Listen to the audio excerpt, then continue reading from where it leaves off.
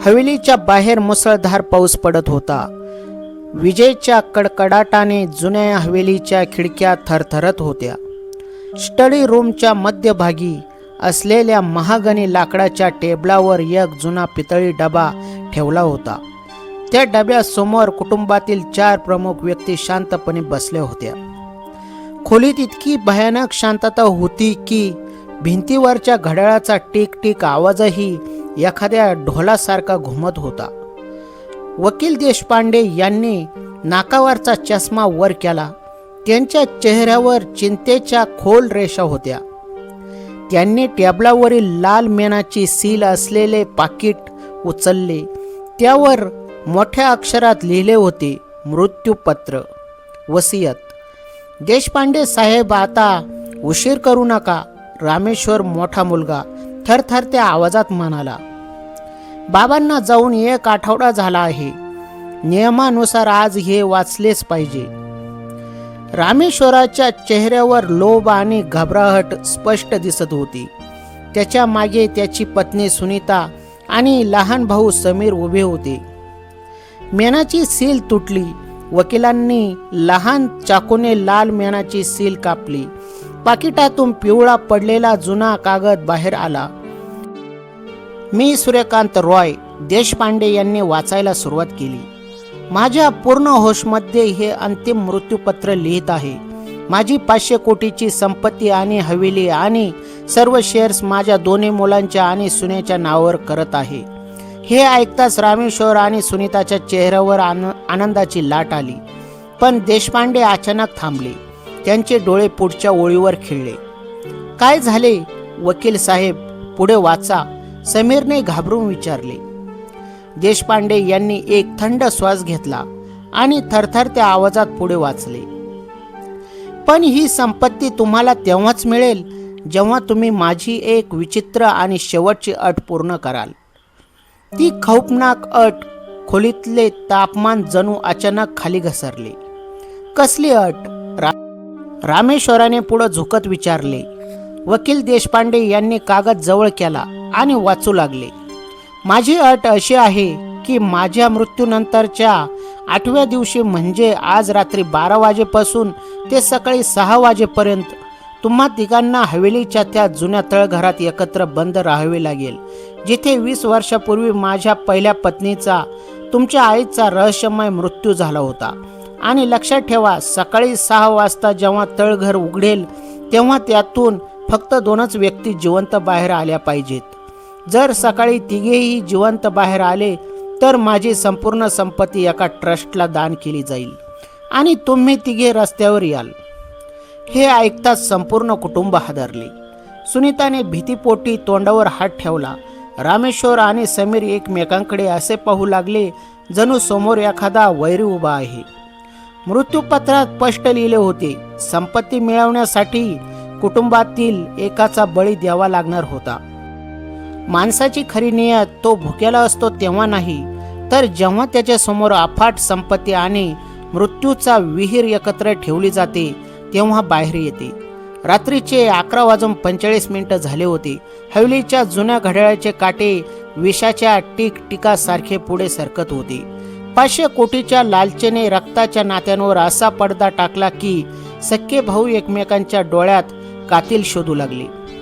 आणि तितक्या तळघराच्या जड खंडोबासारख्या लोखंडी दरवाजाने तो भयानक आवाज केला, ज्याने हे सिद्ध केले की आज रात्री या हवेलीत माणूस नाही तर हैवानियत राज्य करणार. अखेरची 15 मिनिटे आणि लोभाचे विष.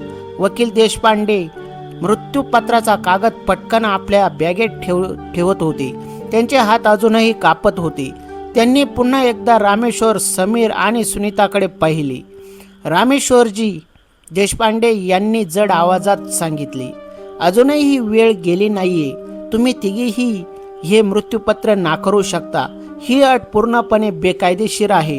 हे मृत्यूपत्र वेडेपणा आहे. जर तुम्ही सही केली नाही तर कायद्यानुसार ही संपत्ती तुमच्यात समान वाटली जाईल, मग त्याला कितीही वेळ लागो. नाही, रामेश्वर अचानक ओरडला. त्याच्या डोळ्यात लाल रक्ताच्या शिरा स्पष्ट दिसत होत्या. कायदा, कोर्ट कचेरी तुम्हाला माहीत आहे का? कोर्टात केस किती वर्ष चालते? 20 वर्षे. तोपर्यंत आम्ही सगळे देश धडीला लागू.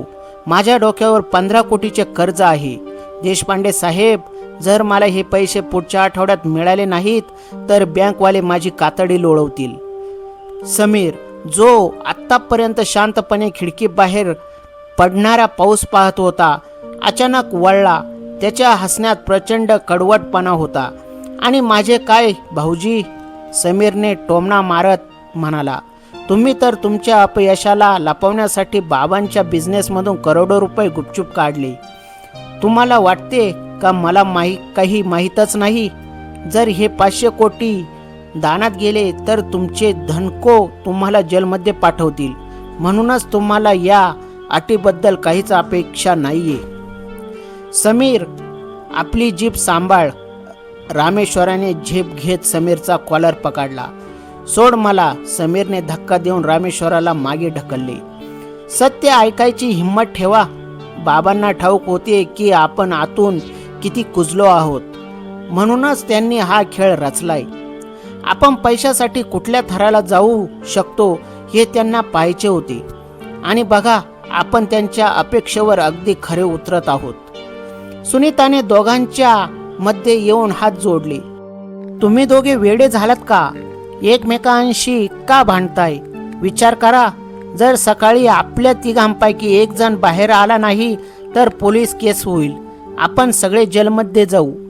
कोणतीही पोलीस केस होणार नाही वहिनी, समीरने थंड आवाजात सांगितले. वकील दादासाहेबांना बहुधा मृत्यूपत्रातील 4थ्या नंबरचे कलम वाचले नाही. बाबांनी त्यांच्या राजकीय आणि कायदेशीर वजनाचा वापर करून या हवेलीला एक प्रायव्हेट ट्रस्ट घोषित करून ठेवले आहे. आणि या अटीला एका अपघाताचे रूप देण्याचे सर्व कागदपत्र आधीच तयार आहेत. वकील साहेब फक्त साक्षीदार आहेत. देशपांडे यांनी मान खाली घातली. त्यांच्या शांततेने समीरच्या बोलण्यावर शिक्कामोर्फत केले. तळघराचा भयानक इतिहास. रात्रीचे 11:50 झाले होते. हवेलीचा जुना नोकर काका हातात जुनी कंदील आणि किल्ल्यांचा मोठा जुडगा घेऊन हॉलमध्ये आला. त्याचे वय 70च्या पार होते. त्याच्या डोळ्यात ती भीती होती जी फक्त तोच समजू शकत होता, ज्याने 20 वर्षापूर्वीचा तो भयानक प्रसंग पाहिला होता. साहेब, काकांचा आवाज थरथरत होता. त्या खालच्या खोलीत जाऊ नका. त्या खोलीत फक्त अंधार नाहीये. तिथे मालकिनीचे, समीरच्या आईचे तळतळाट अजूनही भटकत आहेत. ज्या रात्री मालकीन त्या तळघरात मृत आढळल्या होत्या त्या रात्री सुद्धा असाच वादळी पाऊस येत होता. सूर्यकांत साहेबांनी त्या दिवसानंतर त्या दरवाजाला मोठा कुलूप ठोकला होता.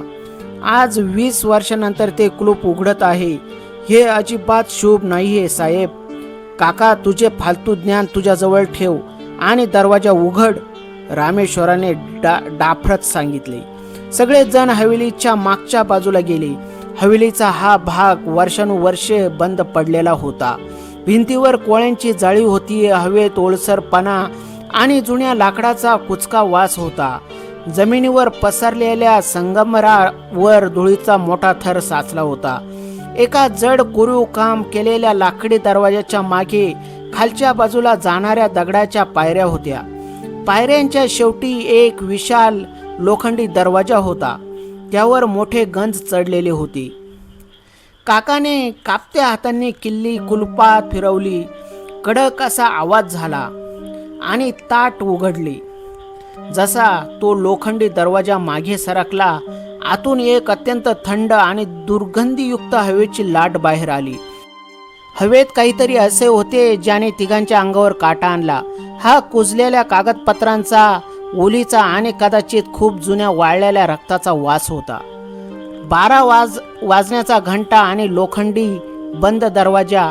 तळघर आतून खूप मोठे होते. चारही बाजूंना उघड्या विटांच्या भिंती होत्या. कुठेही खिडकी नव्हती. हवा येण्या जाण्यासाठी कोणताही मार्ग नव्हता. खोलीच्या मध्यभागी एक जुने लोखंडी टेबल, 2 मोडक्या खुर्च्या आणि कोपऱ्यात एक जुनी लोखंडी पेटी ट्रंक ठेवली होती. छतावरून एक पुसटसा बल्ब लटकत होता जो हवेलीच्या जनरेटरवर जळत होता.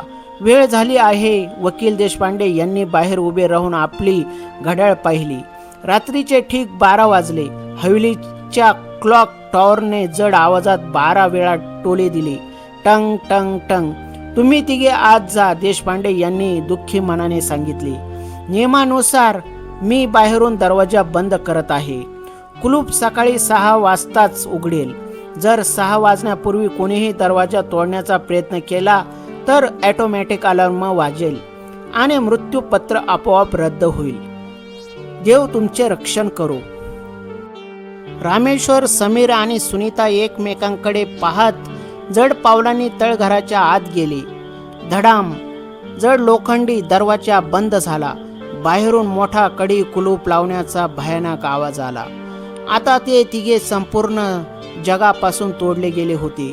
त्या दमट अंधारात आणि सिलन भरलेल्या खोलीत, जिथे फक्त एका बल्बाचा मंद प्रकाश टिमटिमत होता. पहिल्या कारस्थानची चाहूल. पहिली 30 मिनिटे कोणीही एक शब्द बोलले नाही. तिघेही खोलीच्या वेगवेगळ्या कोपऱ्यात बसले होते. रामेश्वर लोखंडी टेबलाजवळ उभा राहून आपल्या बोटांची नखे चावत होता. सुनीता भिंतीला टेकून जमिनीवर बसून रडत होती. समीर कोपऱ्यात असलेल्या लोखंडी ट्रंकवर बसून आपल्या खिशातून सिगारेट काढून पेटू लागला. तिथे सिगारेट पेटवू नकोस समीर, रामेश्वर अचानक गरजला. तिथे आधीचीच हवा कमी आहे. तू धुराने आमचा दम घोटणार आहेस का? समीरने एक लांब कश घेतला आणि धूर रामेश्वराच्या दिशेने उडवला. दम धुराने नाही घुटत आहे भाऊजी, दम तुमच्या नियतीने घुटत आहे. तुम्ही पूर्ण 30 मिनिटापासून हेच विचार करत आहात ना की मला किंवा वहिनीला कसे बाजूला करायचे. बकवास बंद कर समीर, रामेश्वर ओरडला. मी तुझा मोठा भाऊ आहे. मोठा भाऊ? समीर हसला. त्याच्या हसण्यात वेडेपणा होता. तोच मोठा भाऊ ज्याने 10 वर्षापूर्वी बाबांचे कान भरून मला बिझनेसमधून हाकलून दिले होते. तोच मोठा भाऊ ज्याने आईचे सगळे दागिने एकट्याने लुटले होते. नात्यांचे नाटक आता बंद करा रामेश्वरजी. या बंद खोलीत आपण भाऊ किंवा वहिनी नाही आहोत. आपण 500 कोटींचे 3 दावेदार आहोत आणि अटीनुसार सकाळी फक्त दोघेच जिवंत उरणार आहेत. सुनीता रडत उभी राहिली. समीर बाळा, असे बोलू नकोस. आपण मिळून काहीतरी मार्ग काढू. आपण सकाळी बाहेर निघून संपत्तीचे 3 भाग करू. वकील साहेबांना समजावून सांगू. वहिनी, तुम्ही इतक्या भाबड्या बनू नका, समीरने कडवटपणाने सांगितले. मृत्यूपत्र स्पष्ट आहे. जर तिघे जिवंत बाहेर आले तर 1 रुपयाही मिळणार नाही. शून्य काय रामेश्वरजी त्यांच्या 15 कोटीच्या कर्जासह रस्त्यावर यायला तयार आहेत. काय तुम्ही तुमचे आलिशान आयुष्य सोडायला तयार आहात नाही? तितक्यात खोलीत लटकणारा बल्ब अचानक वेगाने टिमटिमू लागला. फ्लिकर फ्लिकर आणि मग पूर्णपणे अंधार पसरला. हवेलीचा जनरेटर बंद पडला होता किंवा जाणीवपूर्वक बंद केला गेला होता. अंधारात पहिला हल्ला. अरे, ही लाईट कशी गेली? सुनीता किंचाळली. शांत रहा, कोणीही आपल्या जागेवरून हलणार नाही. रामेश्वरचा आवाज अंधारात घुमला. अंधार इतका गढूळ होता की स्वतःच्या हाताची बोटेही दिसत नव्हती. खोलीत फक्त त्या तिघांच्या वेगवान श्वासांचा आवाज येत होता. Sir sir. अंधारात कोणाच्या तरी चालण्याचा आवाज आला. पायांचे आवाज लोखंडी टेबलाच्या दिशेने वाढत होते. समीर, तू कुठे आहेस? सुनीताने घाबरून विचारले. काहीच उत्तर आले नाही. अचानक अंधारात एका जड वस्तूच्या हवेत फिरण्याचा आवाज आला. सुरस. रामेश्वराच्या किंचाळीने पूर्ण तळघर हादरले. धडाम. लोखंडी टेबलाला कोणीतरी धडकले आणि जमिनीवर पडले.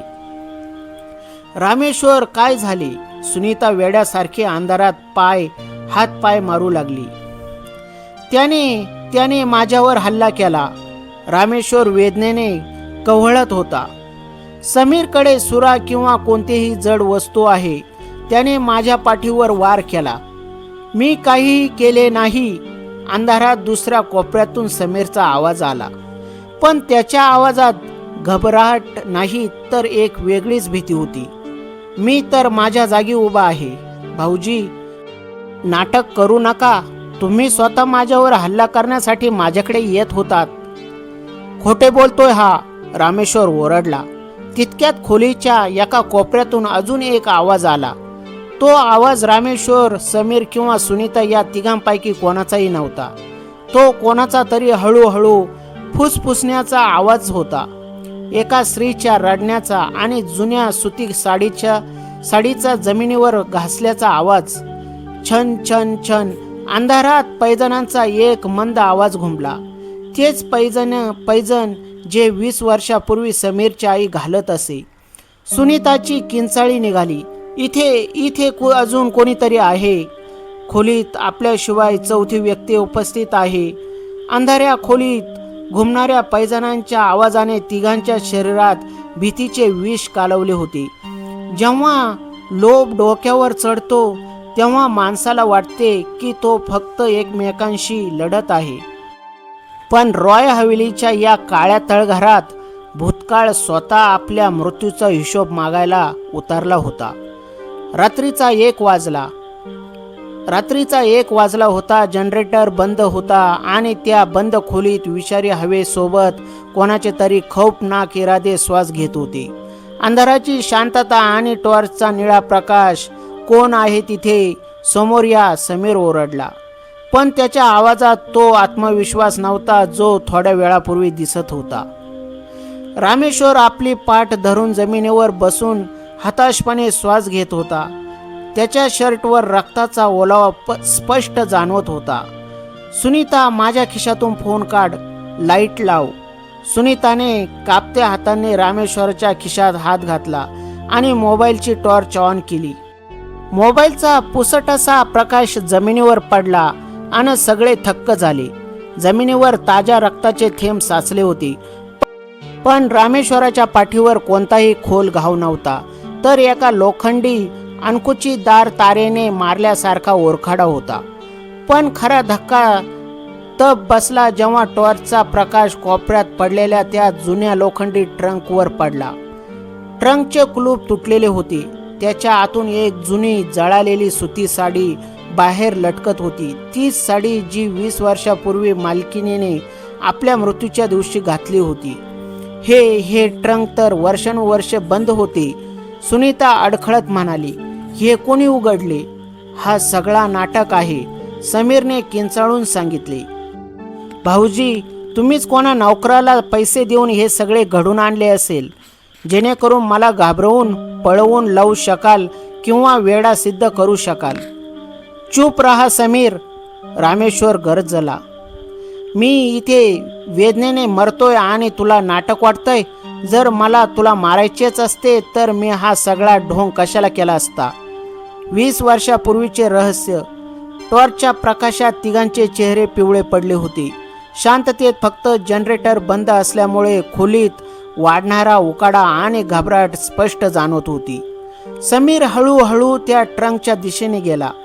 त्याने कापत्या हाताने ट्रंकचे झाकण पूर्णपणे उचलले. आत फक्त जळालेली साडी नव्हती, आत एक जुनी डायरी ठेवली होती. डायरीचे चामड्याचे कव्हर कुजले होते, पण त्यावर सूर्यकांत रॉय बाबांची सही स्पष्ट दिसत होती. ही बाबांची पर्सनल डायरी आहे, समीरने थरथरत्या आवाजात सांगितले. हात लावू नकोस त्याला, रामेश्वर ओरडला. आपल्याला इथून बाहेर पडण्याचा मार्ग शोधला पाहिजे. या जुन्या फाईल्समधून काही मिळणार नाही. पण समीरने डायरी उचलली. त्याने पहिले पान उघडले. त्यावर 20 वर्षापूर्वीची तारीख लिहिली होती. तीच रात्र ज्या रात्री समीरच्या आईचा मृत्यू झाला होता. समीरने मोठ्या आवाजात वाचायला सुरुवात केली. आज रात्री मी माझ्या आयुष्यातील सर्वात मोठे पाप केले. माझ्या पहिल्या पत्नीला सत्य समजले होते. तिला समजले होते की रॉय मेन्शनची खरी मालक मी नाही तर ती स्वतः आहे. तिच्या वडिलांनी ही संपूर्ण मालमत्ता तिच्या नावावर केली होती. जर ती पोलिसांकडे गेली असती तर मी रस्त्यावर आलो असतो. म्हणूनच आज रात्री मला तिला त्या तळघरात बंद करावे लागले. समीरचा घसा वाळला. त्याच्या डोळ्यातून अश्रू वाहू लागले.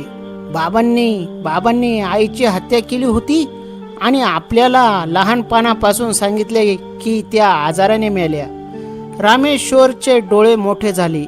तो काही बोलणार तितक्यात समीरने पुढचे पान उघडले. पण मी एकटा नव्हतो. या कामात माझा मोठा मुलगा म्हणजे रामेश्वर मला मदत करीत होता. रामेश्वराला माहीत होते की जर आई जिवंत राहिली तर संपूर्ण मालमत्ता समीरच्या नावावर होईल, कारण आई समीरवर जास्त प्रेम करायची. म्हणूनच वयाच्या 15व्या वर्षी रामेश्वराने लोभापोटी स्वतःच्याच आईचा खोलीचा दरवाजा बाहेरून बंद केला होता. समीरचा चेहरा रागाने लाल झाला.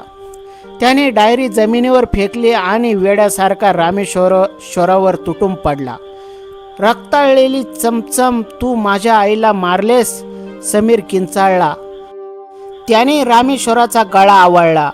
तू लहानपणापासूनच कातील आहेस. तू आणि बाबांनी मिळून माझ्या आईला मारून टाकले. समीर, सोड मला. ते खोटे आहे. रामेश्वराचा दम घुटू लागला. तो हवेत हातपाय मारू लागला. सुनीताने ओरडत समीरला मागे ओढण्याचा प्रयत्न केला. समीर, सोड त्यांना. ते तुझे मोठे भाऊ आहेत. ती डायरी खरी आहे की खोटी तुला काय ठाऊक? मला सगळे ठाऊक आहे. समीरने सुनीताला धक्का देऊन जमिनीवर पाडले. रामेश्वरने जमिनीवर पडलेली लोखंडी जुनी रॉड उचलली आणि पूर्ण ताकदीने समीरच्या पायावर मारली. कडक हाड मोडल्याचा भयानक आवाज आला. समीर किंचाळत जमिनीवर पडला. तो वेदनेने तळमळू लागला. तू मला मारायला आला होतास ना? रामेश्वर हातात लोखंडी रॉड घेऊन उभा राहिला. त्याच्या डोळ्यात आता माणुसकीचा नामानिशाण नव्हता. 500 कोटींचे भूत त्याच्या डोक्यावर स्वार झाले होते. मृत्यूपत्राची अट अगदी बरोबर होती. समीर, या कुटुंबात 2 कातील एकत्र राहू शकत नाहीत. जर 500 कोटी मिळवण्यासाठी मला तुला कायमचे झोपावे लागले तरी मला काही वाईट वाटणार नाही. रामेश्वराने रॉड हवेत उचलली. समीर जमिनीवर घसरत मागे हटण्याचा प्रयत्न करत होता. रामेश्वर, नको. सुनीता किंचाळली. पण रामेश्वराने रॉड समीरच्या डोक्यावर मारण्यापूर्वीच अचानक तळघराचा तो धुंद बल्ब पुन्हा एकदा पेटून उठला. प्रकाश परत येता समीर जे दृश्य आले त्याने रामेश्वराच्या हातातून रॉड खाली पडली. तळघराच्या कोपऱ्यात जिथे पायऱ्यांचा दरवाजा होता तिथे बाहेरून कोणीतरी आतल्या बाजूला पाहत होते.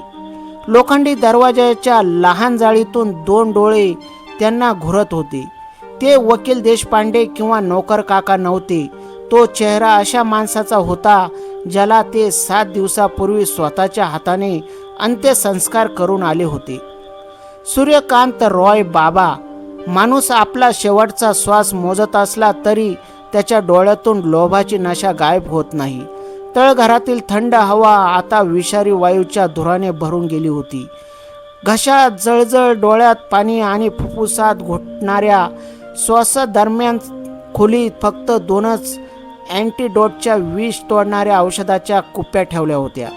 म्हणजेच आज रात्री या बंद खोलीच्या शांततेत कोणीतरी एक जण कायमचे डोळे मिटणार होता आणि जे दोघे वाचतील ते जन्माचे कातील ठरणार होते. विषाचा प्रभाव आणि ती लहान कुपी खोलीत वायूचा प्रभाव वेगाने पसरत होता. सुनीता भिंतीच्या आधाराने जमिनीवर कोलमडून पडली होती. तिचा घसा सुकत होता आणि ओठ निळे पडू लागले होते. समीरचा मोडलेला पाय वेदनेने सुन्न झाला होता, पण मृत्यूच्या भीतीने त्याला रांगत पुढे जाण्यास भाग पाडले. कुपी औषध कुठे आहे? रामेश्वर वेड्यासारखा खोलीतील एक वीट चाचपडत होता. त्याचे हात कापत होते. त्याने कोपऱ्यात पडलेले ते जुने लोखंडी ट्रंक उलटे केले. रिकामे डबे, जुनी पुस्तके आणि ओल्या कपड्यांच्या मधून अचानक काच आदळल्याचा आवाज आला. छन. टॉर्चच्या निळ्या प्रकाशात एक लहान लाकडी पेटी चमकली. रामेश्वराने 1 सेकंदही न घालवता ती पेटी झटकली. पेटीच्या आत निळ्या रंगाची 2 इंजेक्शने ठेवली होती. सोबत एक लहान कागद होता ज्यावर लिहिले होते, 1 डोस फक्त एकाच माणसाला 12 तासापर्यंत या विषारी वायूपासून वाचू शकतो. निर्णय तुझा आहे की कोण जिवंत राहणार. मला मला दे रामेश्वर. सुनीताने जमिनीवर तळमळत हात पसरले. मी तुझी पत्नी आहे, मला सोडू नकोस. समीरने रांगत रामेश्वराचा पाय पकडला. भाऊजी, मी आईला गमावले आहे, मला मारू नका. एक इंजेक्शन मला द्या, एक वहिनीला द्या, तुम्ही स्वतःला सांभाळा. रामेश्वर हातात दोन्ही इंजेक्शन धरून उभा होता.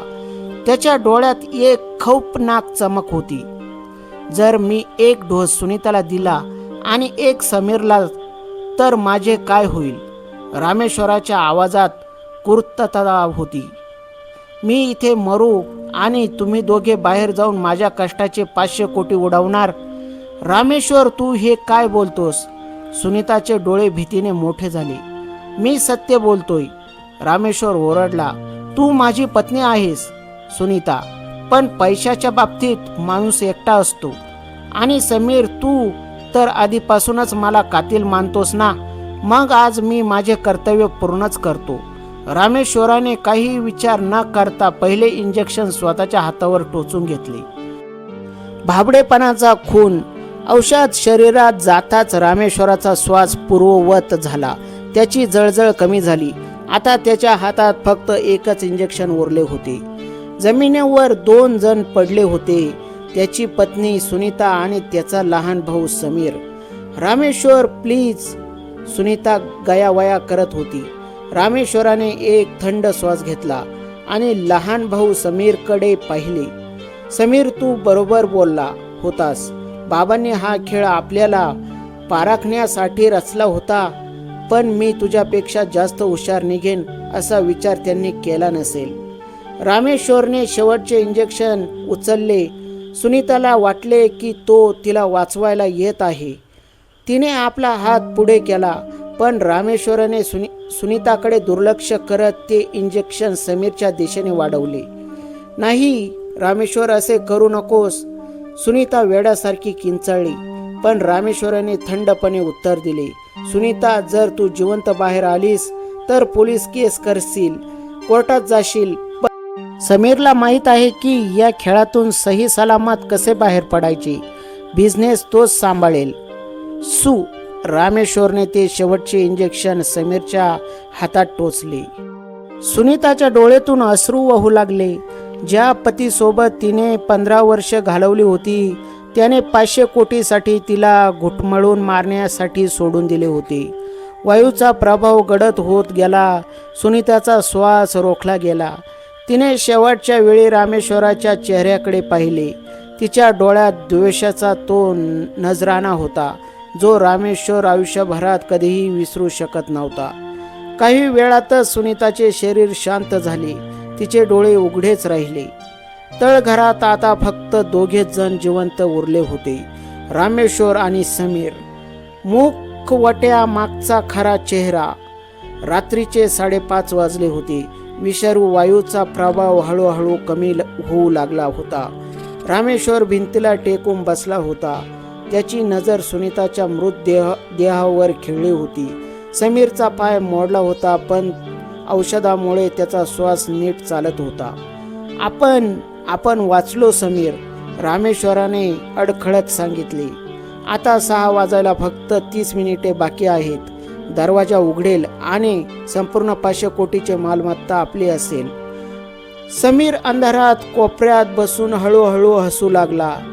त्याचे हसू हळूहळू एका भयानक अट्टहासात बदलले. तू का हसतोय समीर? रामेश्वराचे मन घाबरले. समीरने जमिनीवर पडलेल्या लोखंडी काठीचा आधार घेऊन उभे राहण्याचा प्रयत्न केला.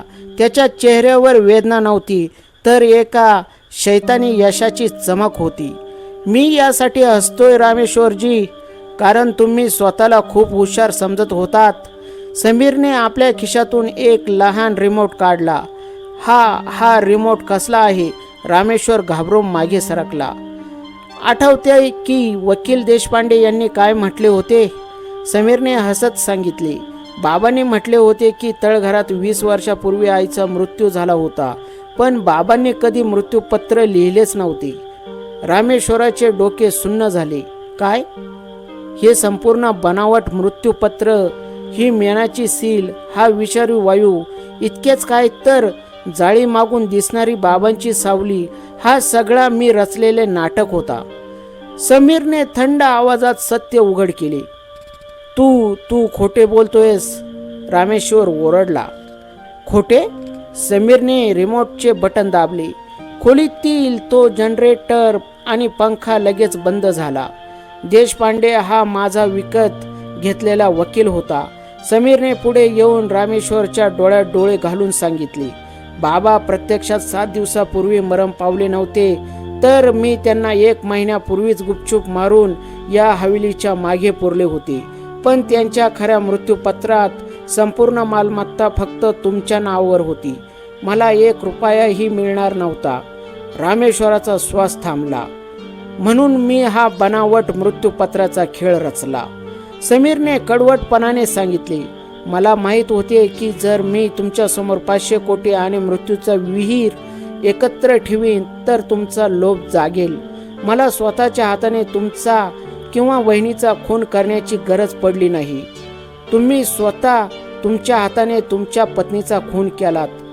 समीरचा अट्टहास तळघराच्या नग्न विटांवर धडकत होता. त्याने रामेश्वरचा गेम असा वाजवला होता की रामेश्वर स्वतःच्याच लोभाच्या पिंजऱ्यात अडकला होता.